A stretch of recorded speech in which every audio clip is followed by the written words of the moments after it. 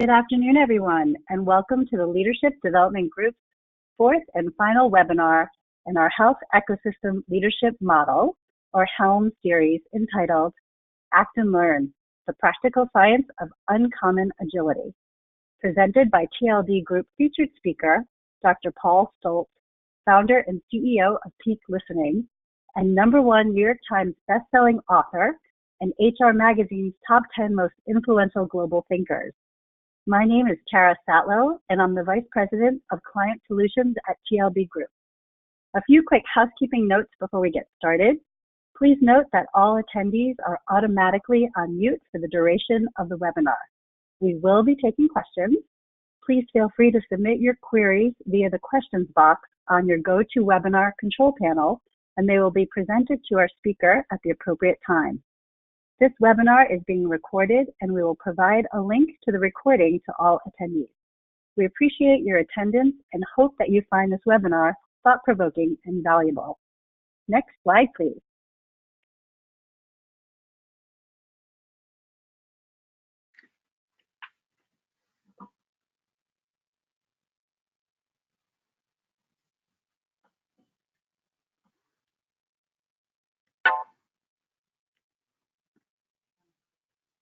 Great.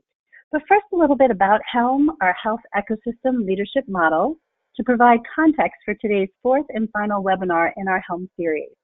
And who better to do that than TLD Group's dynamic duo, founder and CEO Tracy Duberman and advisory board chair Bob Sachs, who recently co-authored a new book, From Competition to Collaboration: How Leaders Cultivate Partnerships to Drive Value and Transform Health.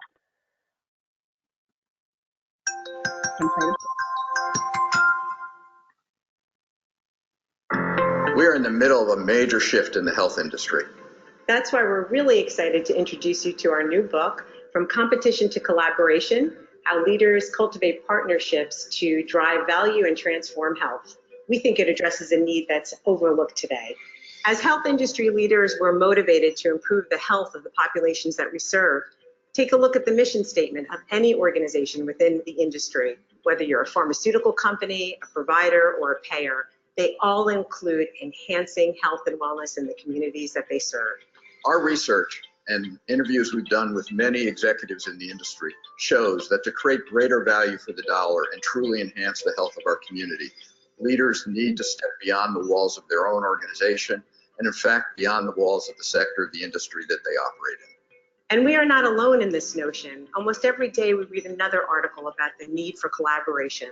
Most focus on structure, transformation, mergers and acquisitions, but what they fail to do is focus on the key ingredient for any successful collaboration, and that's leadership. Our book outlines how leaders who successfully work across sectors think and act to create these solutions that we need for the future.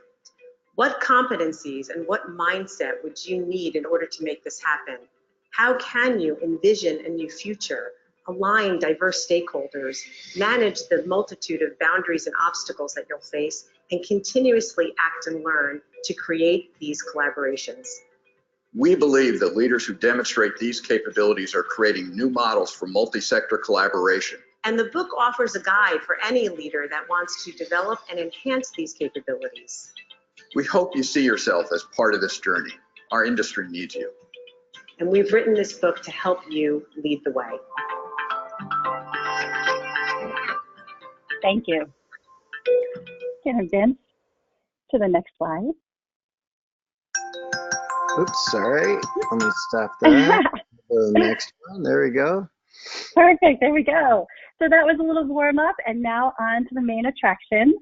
Dr. Paul Stoltz is the founder and CEO of Peak Learning, originator of the AQ Adversity Quotient and Grit theories and methods used at Harvard Business School, MIT, and Fortune 100 companies worldwide.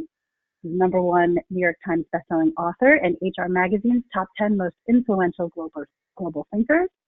Dr. Stoltz is considered the world's leading authority on the integration and application of grit and resilience, and has his bachelor's degree in organizational communication and economics from the University of California in Santa Barbara, and business and social sciences interdisciplinary master's and PhD from the University of Minnesota Twin Cities. And now it is with great pleasure that I hand the mic over to Dr. Paul Stoltz. Well, hello, everyone. It's just a pleasure, delight, honor to join you today to talk about something of such keen importance in an industry that's so rife with adversity and opportunity. I can think of no place where the methodology and measures that we've developed over all these decades could be of more relevance and more impact than with you where we are right now today. Today we have the privilege of kind of introducing this under the auspices of the practical science, which is our obsession to be obsessively practical, of uncommon agility. And we'll talk about what that is. And today's going to be a little bit of a kind of a wine tasting, like a high-speed wine tasting, because here's the context. The work that you're about to tune into and hopefully deeply apply and embed inside yourselves comes from an original question I had, a research question, the first one 40 years ago, believe it or not. And I simply asked my advisor and professor at the time, who wins? And he asked me, he goes, so say that a different way. And I said, well, okay, who fails and who prevails? And that became, as he thumped my chest with his finger, he said, that's going to be your first research project. So here we are 40 years later, having done this scientifically agnostic journey going across really 17 major scientific disciplines in trying to excavate down to what we'll call kind of the bedrock of human endeavor. What undergirds and fuels everything we're striving to be, especially as you try to fulfill the high aspirations of the HELM model, of the health ecosystem leadership model, and everything that we're talking about today. So we're going to move at a pretty good pace. We're going to kind of give you a number of provocations and challenges. I really welcome your questions as we go along the way, because we have time for that at the end. And I hope that this is of immense practical value to you as a leader, as a practitioner, and especially for everyone you touch and influence in the world of healthcare and potentially collaborate with to arrive at higher solutions than we've ever had before. So here we go. Let's dive in. Well, the first question I ask every group all over the world has always been this. Imagine people paired up and I ask them, what's the single biggest challenge you face in what you do? In a sentence or less, how would you answer that question in your own minds right now? And if you had to boil that down to a single word theme, what would that theme be? Would it be change, pace, priorities, confusion? Would it be chaos? Would it be resources, people, talent, morale? Would it be other stuff, leadership or policy or other things that are going on in competition out in the greater ecosphere of healthcare? What would it be for you? And then the next provocation I'd give you is this. Imagine if we switch skins and you're me. So you're traveling around from country to country, culture to culture, company to company, and you ask every group that question. The real question for you, the provocation, is how different is their list than yours? And what's stunning is how identical these lists have become, regardless of country, company, industry, sector, etc. So here's the real thing. If we're all facing essentially the same stuff, and if you and your competitors are facing the same stuff, isn't it fair to say that those who respond better and faster win? Those are the ones who prevail. So let's get inside the best science, the best, most robust IP out there for being able to be that. The ones who respond better and faster to everything that comes their way, whether you can anticipate it or not. So let's talk about that. So here's a trend I wanted to share with you. Ask yourself, and we're a global research firm. We're in China, Australia, Southeast Asia, Europe, all over the world. And so we gather this data relentlessly for a lot of years. And this one comes from close to 30 years of data gathering. When we ask people, from the moment your alarm clock goes off, from the moment you put your head on the pillow at the end of the day, those between there and there, how many frustrations, challenges, difficulties, setbacks, headaches, obstacles, adversities do you face just in a normal day? Well, believe it or not, close to 30 years ago, the average answer, when we had people list what they were to substantiate their number, the average answer was 3. Well, guess what happened to that number and that number and that number? So those of you who are viewing this on your screen, you see the trend. And the latest big data crunch shows 32 a day. And by the way, part of that trend is women are showing more than men. And with no end in sight, by the way. So when is that number going to go down? And what would that number be for anyone seriously engaged in the world of healthcare with no end in sight? So that's part of the reality we face, right? There's another trend I want to share with you that sets the stage for what we're talking about. So we ask leaders around the world 2 questions. So we'll say, okay, when you think of, and I ask you this now, when you think of all the tasks, everything that's on your plate, all the obligations, responsibilities, tasks, objectives, everything you have to get done, the question is, what percentage of that stuff do you get done on time and to your satisfaction? So that's question 1. The second question is your people. When you think on a composite basis, what percentage of all their stuff do they get done on time and to your satisfaction?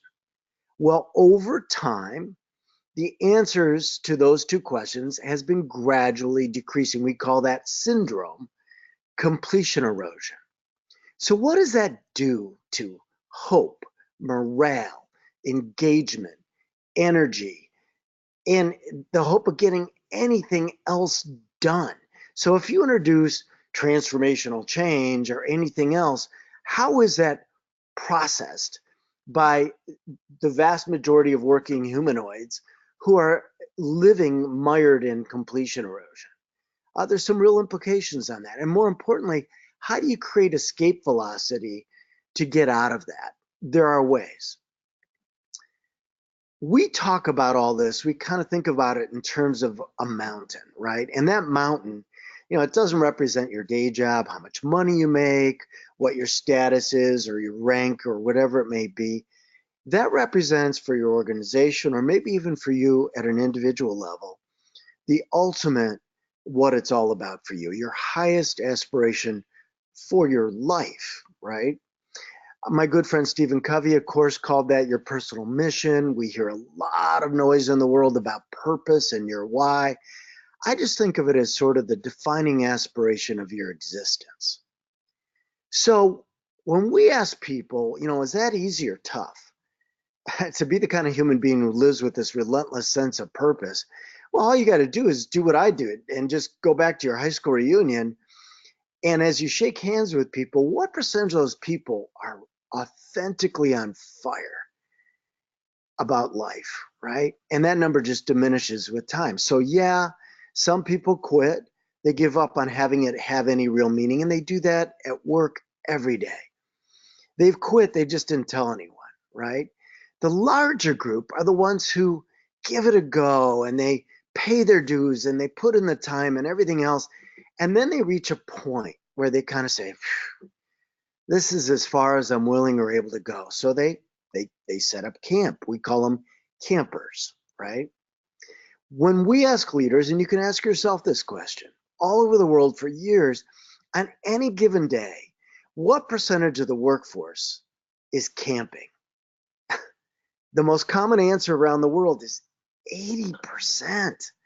And the range is typically 65 to 95%, regardless almost of the size of the organization and its legacy. What would that number be in your companies? And what would it be in healthcare in general? Because it just makes sense. Why do we camp? To get out of the storm. And the more intense the weather on the mountain is, the more sane it is to want to camp. And don't we all camp in some facet of our lives, whether it be our own health or our relationships or our family or whatever it might be? Everyone camps in different ways. So the question is, what about this third category? The ones who, in spite of it all, somehow find a way to continue to move forward and up with this relentless sense of purpose. And I don't mean corporate climbers who climb over everyone and anything to get the next promotion. I'm talking about people who are climbers in life. Well, they're rare. We admire them. And somehow they're the ones who make it happen in spite of the weather they confront every single day. So what is it deep inside the emotional DNA of these climbers that enables them to be so fundamentally different and frankly live an entirely different life than the vast majority of humankind that reaches a point and decides to camp, if not quit? So that's been the pursuit of Peak Learning, my company, over these 32 years that we've had it. And that's been the pursuit of my life's work long before. How do we get inside and fuel, spark that difference in our organizations, our teams, and in ourselves? And how dare we as leaders expect any more of our people than we demonstrate every single day? So I think a lot of it comes down to this. Think about how people respond to adversity. Let me introduce you to this adversity continuum and just think about the implications of this, because I have a challenge or provocation for you at the end of this.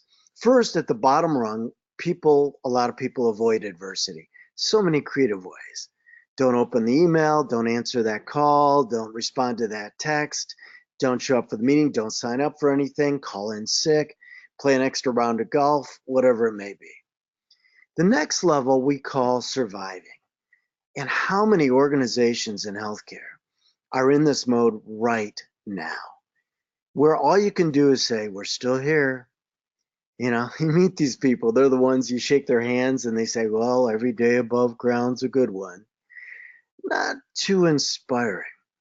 Now the level, and forgive me, anyone who's tuned into this, who's a psychologist, forgive me, but the level I struggle with the most and really dislike the most is the most common. This next level up is called coping. You know, I remember the first time I had the privilege of being on the Oprah show, her producer comes up to me and says, are you that coping with adversity guy? I wanted to go, not really. Because physically, mentally, spiritually, emotionally, it means you're keeping your head above water. I always think, if you want a visual on coping, watch young parents with new kids getting on an airplane. I mean, does that look like fun to you? Do you ever think, gee, give me some of that? It's hard. The next level is what my compadres at Harvard Business School and MIT and INSEAD and Stanford and all these places teach in their leadership courses, which is to manage adversity. And they learn to do something with that. And there's processes and protocols for doing that. But what we discovered by measuring more than 1 million people around the world on this thing that we'll be talking about is those at the top don't do it better. They do something fundamentally different. They're what we'll call the alchemists, the adversity alchemists, because they don't convert lead into gold. What they do, and listen carefully, imagine the implications of this as an industry. They take adversity and they convert it into fuel that propels them to a place, and here's the key part, that they would never get to without that adversity. We call that harnessing adversity. So imagine as an industry right now, the way you would gauge whether you harnessed it as an entity or as an industry is to be able to literally and legitimately look back and say, thank God that happened. We would never be where we are today without it. Then you know you've harnessed it as an individual, a team, an entity, and beyond. That's what it's all about. And that's the highest quest when it comes to adversity. Now, in the science side, we learned some things along the way. And those of you who are medically trained, you know these things. At any given moment, there's this cocktail going on inside a human being. And the receptor sites are looking for sort of good guys or bad guys. We'll call those neuropeptides. That's part of the cocktail here. And the bad guys, as you know, are performance depleting. They measurably deplete the energy, performance, and capacity of your cells. And then, of course, the good guys do the inverse. They measurably enhance the energy, performance, capacity of your cells. And so the question is, how do we navigate or negotiate that cocktail? How do you get more good guys over bad guys in the same circumstances? Well, a keyword that emerged from our interscientific, interdisciplinary exploration that kept coming up was patterns. And so there are certain patterns of how we respond to certain things that seems to have an extremely radical effect on this biochemistry. Now, when we learn something new, we all know that there's this ever-evolving understanding. We know a lot of this begins in the prefrontal cortex, like a child tying their shoe for the first time. And we now understand the science so much better of hardwiring. We know the basal ganglia is involved. We know that we hardwire habits insanely fast, and that the old mantra that it takes 21 days to form a habit is scientific hogwash. As a matter of fact, it comes from the lamest scientific study I've ever seen, which is a 1956 University of Illinois boys basketball study that the construction of which is pretty pathetic. So we know from looking at functional MRIs that we have seen people literally rewire spontaneously on deeply entrenched hardwired stuff. Why is that so relevant? Because when we put this idea of hardwiring together with the other, something's going on. But let me give you one more teaser in our scientific wine tasting flyby here. If you're seeing the screen, what you're seeing is methylation. Now, in working with the top epigeneticists in the world, arguably, we've teamed up and we're doing a pioneering study that has humongous implications in the world of healthcare. Because here's the premise. As you know, with epigenetics, this layer of our DNA that we're finding is influenceable, whether it goes north or south, good or bad, on those different switches that affect things like even longevity and stress and a lot of other things in our lives. The single biggest determinant, according to him and his team, they believe is adversity. Well, if you can measure how people respond to adversity and you can measure these methylation sites and look at the correlation, could you then change it? So our study, which may be funded by the National Institute of Health, is going to look at first, stage one, the relationship between this thing about adversity that we measure and whether how the methylation shows up. Then stage two is when we do the intervention, the treatment on measurably improving how people respond to adversity. Then we begin to see, do we in fact see us literally upgrade our DNA? We have full reason to believe that will happen, but we're so intensely curious to find out the result. And that's on the horizon right now. So when people ask me what business I'm in, I think that within a few years, we'll say we're in the business of fortifying and upgrading human DNA. And if I'm in that business, why wouldn't you be? Because if we can do that, imagine what we can do as leaders, as people working in this world, and then ultimately for our patients. I'm excited about that. So this thing we've been measuring all these years, we thought eons ago, if people have a thing called an IQ, maybe there is something called an AQ. And this was about 15 years before emotional intelligence came out, an adversity quotient. And we thought, well, if you could measure how people respond to adversity, that'd be pretty cool. Well, what's happened over the years, as some of you see on the screen here, is a lot of our clients have said, this is really, do you mind if we refer to this as the agility quotient? And in a few moments, I'm going to shine a light on and reveal to you exactly why. Why would it be considered the agility quotient? Sort of the defining way to measure and strengthen personal and collective agility so that you can achieve levels of it consistently and sustainably that no one else has. Well, over the years, through all these independent studies with the Educational Testing Service and a lot of other entities, we found a lot of things that AQ correlates with and or predicts. So let me give you the flyby just to spark your imaginations. And then I want to ask you a sort of a provocation, okay? Here are some. So this was a healthcare study out of the UK. We found that people who scored higher AQ were measurably stronger on conviction, happiness, perceived luck, and quality of life.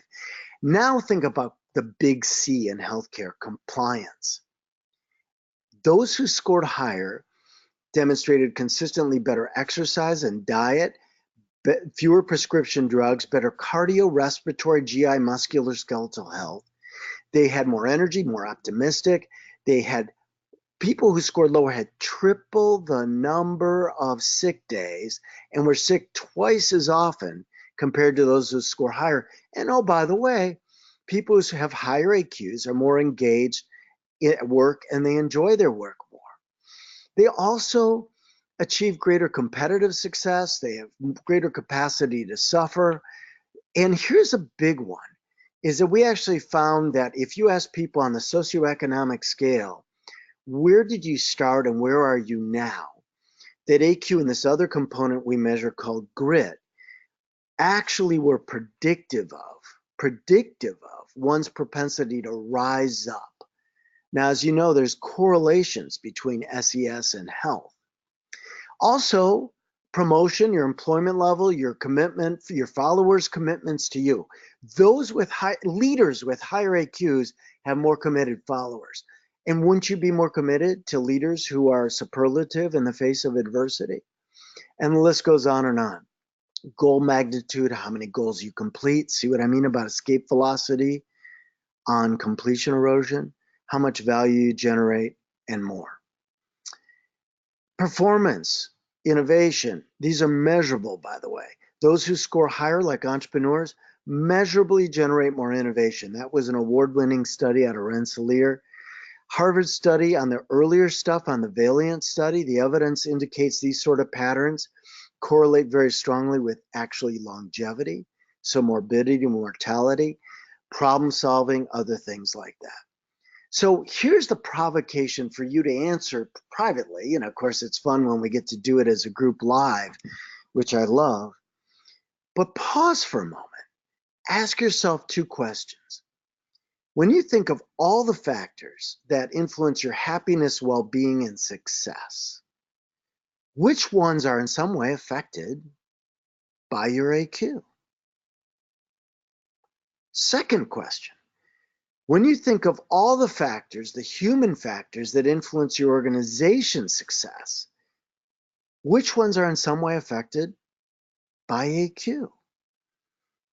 Well, if you're like even the most cynical left brain audiences I've worked with around the world, your answer even reluctantly might be, well, all of them. And if you arrived at that, then you begin to realize, wow, given the mass onslaught of demands and options out in the universe right now, if I could focus on and master one thing that could potentially fortify and enhance everything else, maybe this is it. And I would challenge you, can you think of anything else you could focus on that would have a bigger impact than your own AQ?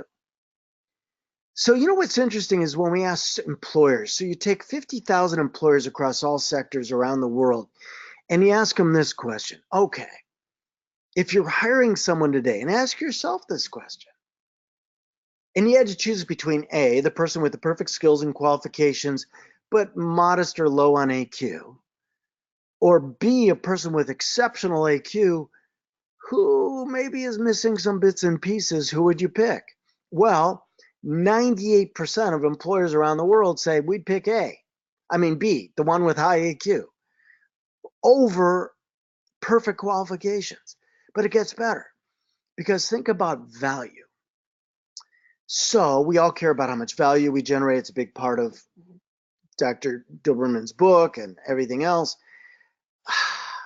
How do we get at that? Well, we asked these leaders, so tell us about the highest AQ person you've ever worked with or for. Describe that person. And they wax poetic about that person. Then we say, how many normal employees would you trade for one high AQ person like that? The global average is 7.2. And if you're a leader, which I assume you are, this is relevant to you, because we ask them, Tell us about the highest AQ leader you ever worked with or for, and how many normal ones would you trade for just one with that kind of AQ? Average answer is 8.4. So what they're saying is they would trade an entire team of people they screened, hired, vetted, recruited into their families, their business, their companies for just one with that kind of AQ. And when we asked them if they could think of any other factor that was a bigger value multiplier than that, they repeatedly come up blank. So now let's sip from the reserve collection. Let me introduce you to the core of AQ. The core of AQ, these are the 4 core dimensions that make up the construct that we measure called your adversity quotient. The first one, control, probably resonates with those of you who are very familiar with self-efficacy. It's not about do you or don't you control things. It's about to what extent when anything happens, do you perceive you can influence whatever happens next? So it's about perceived influence. Those who score higher can't imagine a scenario where you can't influence at least something. Those who score more modestly are very vulnerable to what we know as learned helplessness, the perceived inability to influence anything, right? Ownership is the O, and that resonates with all of us who love accountability. It's the step-up factor. Those who score higher are more likely to step up and do something to improve the situation, regardless of their job description. And that's a key thing. So the not my job, not my department thing, that doesn't fit here. Those who score lower are more likely to hide behind title, position, and limitations. They may step back because they're already overwhelmed. The R is reach. This one seems to have the most effect on the burden we carry in life. So the R is about how far do you perceive that adversity will reach into everything else. Those who score lower tend to have what we call emotional oil spills. You know, one bad thing happens, there goes my whole day. Those who score at the top have this almost bizarre tendency to contain whatever adversity it may be. It was like, that was a tough moment. This quarter's not going well. We're in a difficult phase, whatever it may be. And that helps them be more emotionally buoyant, right? Those who score lower are more vulnerable to what I would call emotional fermentation. And that leads to bad stuff, and it starts to smell. The E is endurance. And now to clarify, that's not your endurance or stamina. It's when adversity strikes, how long do you perceive it will last or endure? So if you take the world of healthcare today, think how many people feel this is so massive, it's way beyond anything we can influence or control, you know, and it's been like this forever with no end in sight. I hope they figure out something. That's a normal core response. The problem is the core response drives the self-fulfilling prophecy, meaning if that's the way you respond based on your perception of it, that then becomes real. And isn't that what's happening today? So let's define agility in a different way, because your core response determines it. This is the most humbling quest of AQ. So as part of my life, I have the privilege of personally coaching up to 5 multinational CEOs per year max. Some of them have more than 100,000 employees and they're, you know, big players. And their AQ, some of them get so high that the number becomes irrelevant, right? So what is AQ beyond the number? I think ultimately the path is not being more responsible. It's about being more response able. The reason this is so humbling is look at the components of this. It's defined as your ability to respond optimally to whatever happens the moment it strikes. So how often do you step back and go, you know, I responded optimally. I could not have responded any better. Oh, and not just, don't we all respond better to some things than others? Oh no, respond optimally to anything and everything, and not eventually. How many times have you said, hey, I'm sorry, I kind of lost it there for a moment, but I'm back now? That's where all the relational carnage occurs. Respond optimally to whatever happens the moment it strikes. So I challenge you, can you imagine a better definition of personal agility than that? Can you imagine a more inspiring quest than to be that? And by the way, can you have collective agility without individual agility? Isn't that the building block? So imagine having a team and organization that becomes bizarrely response able to respond more quickly to more things more effectively than anyone else. Can you think of a much better competitive weapon and a much better way to deliver value to the deep collaboration that needs to happen in this industry for it to transform in the ways that benefit humanity? When we measure AQ, and a number of you have completed the AQ profile, you see 1 million people around the world. It falls on this big, beautiful bell curve. Our statisticians love that. And the range is from 40 to 200. The global average is 137. Now, the warning label on that is that these people, a lot of them are like you. They're weird. They're like professionally engaged in something. This bell curve, as good as it is, does not accurately reflect a true cross-section of humanity. If it did, guess what would happen to that mean of 137? It would drop considerably. So average ain't average, and that's important for you to know. When we look at your scores on all of this, you can see that, okay, you come out pretty strong, and these are the composites for this group so far. And you see that we have, I'm just kind of moving things around here right now, your mean is stronger than average. That's great, but to be expected. Imagine, instead of being in the middle range, imagine if everyone on this webinar right now, if we were an entity, and imagine your company, your entity. Imagine if you were above average. Imagine if that were more like a 172, which is where most entrepreneurs score, the highest scoring group in the world. What would the implications be on performance, productivity, agility, resilience, innovation, hope, engagement, all these kinds of things? Imagine what would happen if not just you, but everyone around you were above average, had measurably stronger AQs. The implications can be pretty profound. So let me go back to my little slides here. Here we go. So when we put this in the context of the health ecosystem leadership model, and we look at this in the context of HELM, we go, all right, how does this all fit in?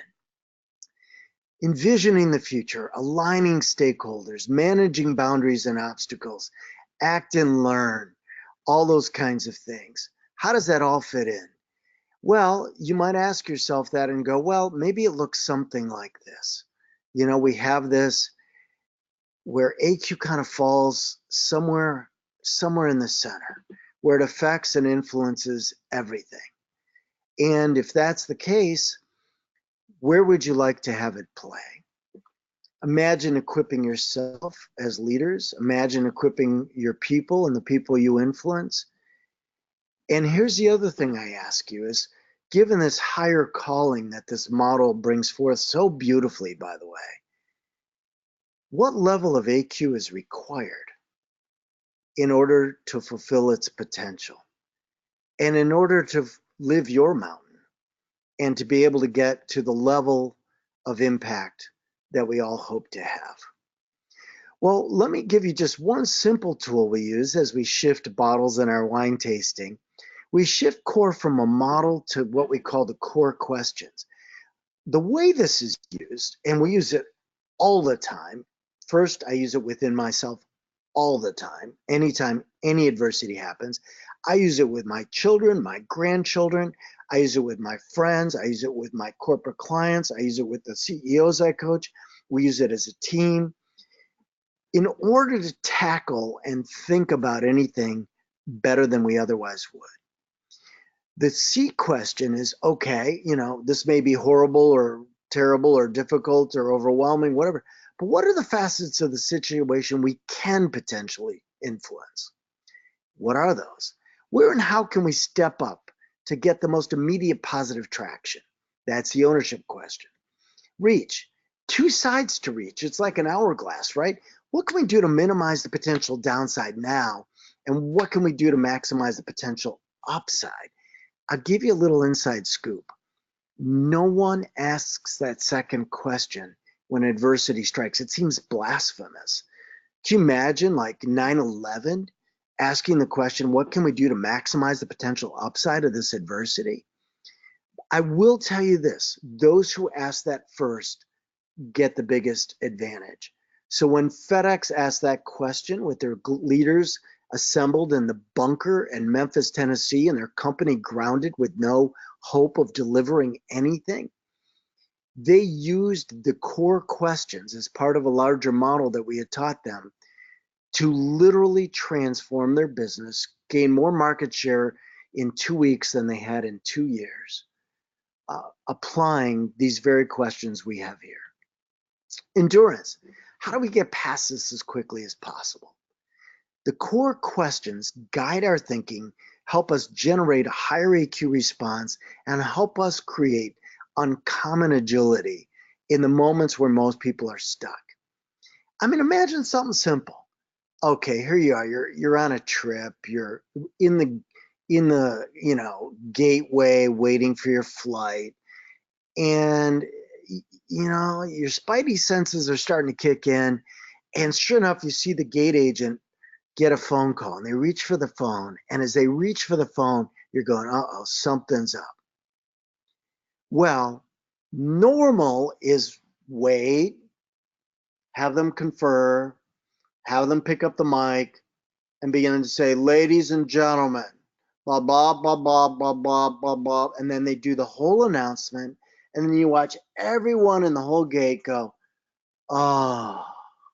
And then they say, if you want a voucher, you can line up at the customer service. And then as a mass of lemmings, everyone slowly picks up their stuff after cursing and lines up for vouchers to get a hotel room or food or whatever it is. That's normal. What's your core response? As soon as that phone rings, what are the facets you can potentially influence? Where can you step up to get the most immediate positive traction? How do you minimize the downside, maximize the upside, get past as quickly as possible? You're on it like this. And because of that, and because your answers to this question, you probably got the only seat available on the next available flight. You maybe got a free upgrade because of it, and you're on your way while everyone else is mired in adversity. So when you think about your mountain, in healthcare, in your entity, and within yourself, why you're here, taking on this adversity-rife world every single day. When adversity strikes, isn't it fair to say that some people go down and never recover, right?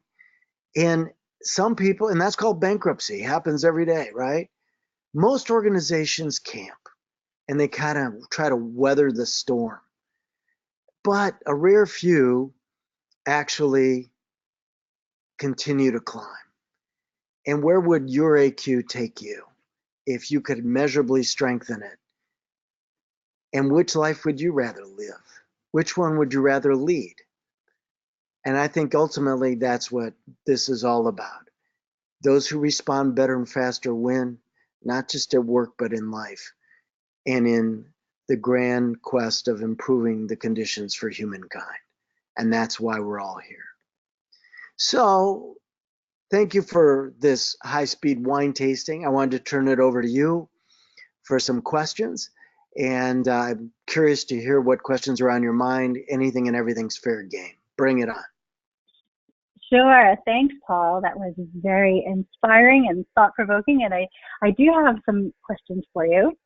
Sure. The first question, sure. The first question that was posed is, can you share how the flow state and embodied learning fits into your work? And when you say the flow state, you mean the state of flow, being in a state of flow? I'm thinking that because it's posed very early on in your presentation. I think I understand what you're saying correctly. So if you mean flow, like a person's experience of flow, is that what you mean? Yes, let me see if the person is still here and is posing any more of that question. That was the question that they posed, but that would be my sense. Great. Yes. Without a doubt, there's an intent, and I've spoken, of course, with Csikszentmihalyi, the originator of flow, the book and the construct and everything else, and Martin Seligman and I have collaborated quite a bit on this. There is an extremely strong relationship there between AQ and this. If you think about it, if you're able to roam the planet knowing you have this bizarre capacity to respond pretty optimally to whatever it is, whenever it happens, what that decimates it is worry. Anxiety disappears because there's no need to negatively anticipate adversity because you have this deep inner trust of how you will respond. So people with higher AQs tend to take on more challenging things, which they also tend to immerse in more deeply, which gives us a greater propensity for or likelihood for true sense and experience of flow. So I think the enemy of flow is worry, anxiety, and distraction. So if you have this element inside of you that helps inhibit or prevent those, you've now opened yourself up to a more pure and frequent experience of flow. Does that make sense? Yes. Thank you. Another question. Paul says that AQ grit predicts how high an individual rises up in life. This has a couple of parts. How is this measured? Financial success, social status, subjective satisfaction and happiness? Great. Yes, all of the above. So we've had a lot of studies over the years. Independent studies are always conducted where the data is analyzed completely independently. And a lot of them are mucky in the sense of being field studies done with real organizations with their real data. So that's the conditions of it.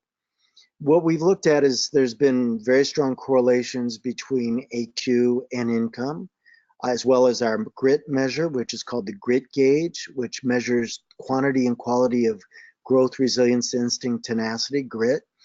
And it's sort of the gold standard for measuring grit holistically. Both of those constructs, AQ and grit, correlate very strongly with income and wealth, as well as speed of promotion and your sort of employment level within wherever you work. So those who score higher tend to be in higher stations at the same age as those who score lower. But also on the socioeconomic scale, as I mentioned, these are the only things we've found that actually predict your likelihood of rising up in your station in life. In other words, sort of transcending your circumstances if you came from any kind of disadvantaged backgrounds. You know, people talk about the emotional or mental ghetto as opposed to the physical ghetto. And being able to rise out of whatever ghetto that may be seems to be predicted quite strongly by both of these constructs. So yes, and by the way, we don't gauge success by money. We also look at it in terms of sense of personal fulfillment, more than happiness, by the way, although it does tend to correlate with happiness, which I think is more fleeting and superficial. I'm interested in the deeper sense of fulfillment that people have in life, which is much more durable. And there's a very strong correlation between AQ and one's fulfillment. And it makes sense, right? Because people with higher AQs tend to go after gnarlier, tougher things, and grit kicks in as well. And their likelihood of achieving them are greater. And that's where fulfillment comes from. Going after meaningful things and making a meaningful impact makes you fulfilled. Great.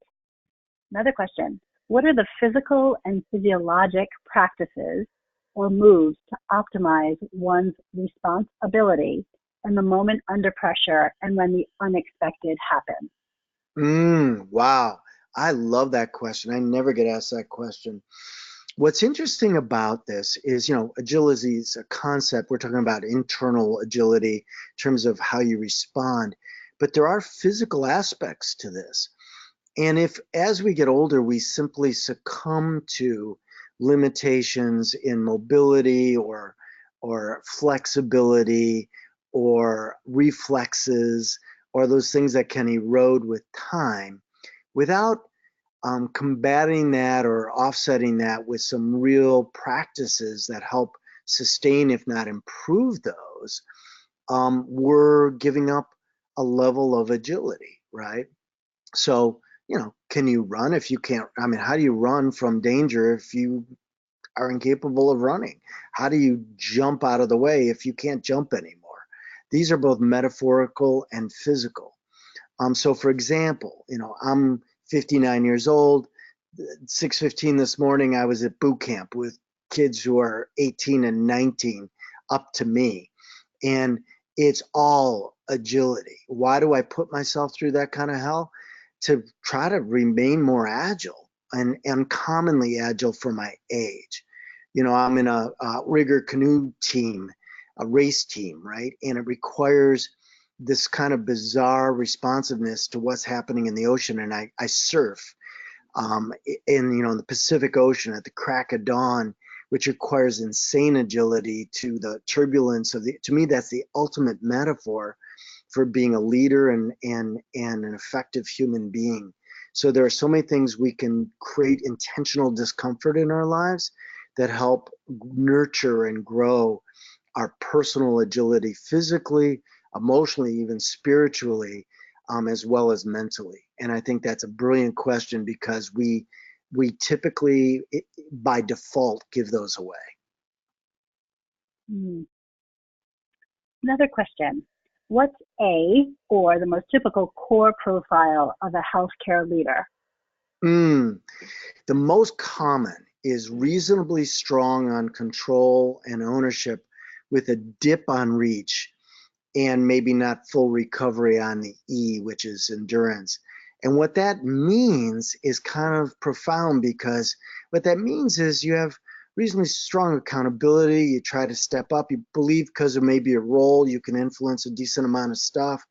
But the price, the toll on your sleep and your energy and everything else at the end of the day, the end of the week, the end of the year, just becomes cumulative. And a large part of that toll is hugely unnecessary. And that's the big wake-up call around AQ. There used to be a movie called The Mission, and Robert De Niro is carrying for his penance this giant sack full of weight up this mountain, and the suffering is so obvious. And there's this moment where he's granted the privilege of releasing this burden, and then he's just like freed, and he weeps with the relief. When people's reach score goes up, it's freaky weird how much lighter people feel. And they didn't even realize, like Robert De Niro, they were carrying that burden the whole time. And our last question. Yes. What role does or can AQ play in fostering diversity, inclusivity, and collaboration? This is a big part of our work right now. I'm so glad you asked that question. If you hadn't, I would have tried to close with some thoughts on this. Resilience, when we started our work, we literally had to spell the word resilience for our clients. No one had ever heard of the word. Isn't that impossible to imagine? It came from crop research at the University of Minnesota in North Dakota on growing wheat that could withstand harsh conditions. Then you fast forward all these years and there's resilient carpet and perfume and hair products and everything else. Every team wants to be more resilient, whatever it is. Resilience, if you go to like the Global Resilience Conference or Biodiversity Conference, the single biggest factor in nature for resilience is diversity, biodiversity. So in Colorado, in those beautiful Rocky Mountains, one beetle can wipe out every tree you see. Beetle kill, no biodiversity. But in the jungles of the Amazon, for example, if a species, an invading species comes in, or there's an infection or something happens that wipes out a particular variety, the biodiversity of the region more than compensates, which is what keeps it robust. So diversity and resilience are hand in glove. The same thing applies for organizations. When we compromise our diversity, not just of ethnic background, but of thought and perspective and capability, the deeper diversity, we compromise our potential resilience as an organization and an entity. The other part about it is the sort of what we've discovered about AQ is that it applies to everybody.